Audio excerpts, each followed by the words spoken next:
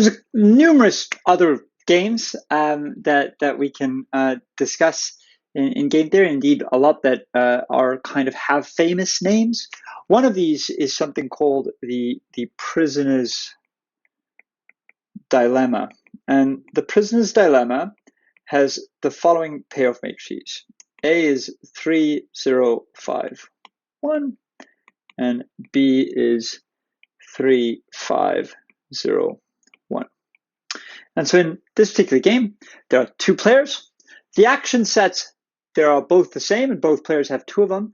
And the little story that goes with this is that this is two prisoners. They've committed a crime, and they've been caught by the police, who have separated them and are interrogating them separately.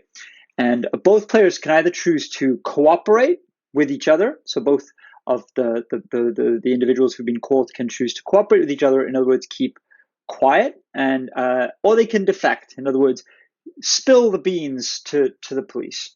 And if they both keep quiet, they'll both go to prison, but not for a huge amount of time. They'll both go to prison for 3 years, for a certain amount of time that corresponds to a utility of 3. However, if one of them is cooperating and the other one defects, in other words, one of them stays quiet, so we stay in the first column, and the other one does spill the beans, does tell the police, does give the police some evidence, then the person who gives the evidence gets given a deal. And so they go from going to prison for some amount of time with a utility of 3, right, which is quite high, but not terribly high, to all of a sudden having a utility of 5, which corresponds to not going to prison. So they are happier. But the person who kept quiet while the other one gave evidence to police, they go to prison for a long time, and they get a utility of 0.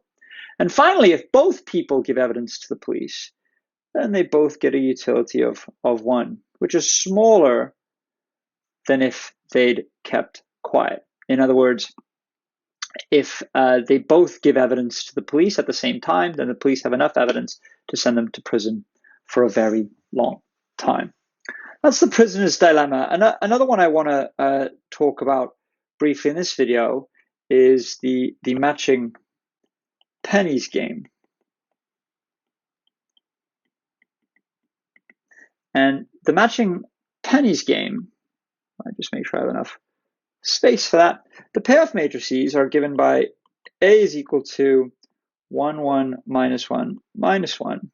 And well, that minus is very much, couldn't be in a worse spot. And then B is equal to minus 1, 1, 1, minus 1.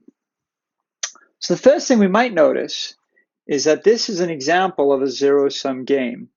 A is equal to minus B. The little story that goes with this game is that it's a game, it's essentially a 2 action set version of rock, paper, scissors. And so we've got that you both have a penny, both players have a penny, which perhaps this is a bit outdated. So both players have a coin, and on that coin is either a heads or a tails side.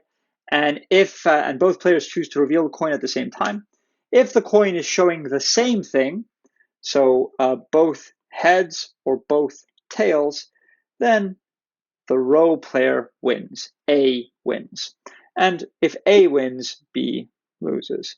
And if they're showing different things, so heads and tails, then the row player loses and the column player wins. And likewise, tails and heads, the column player loses.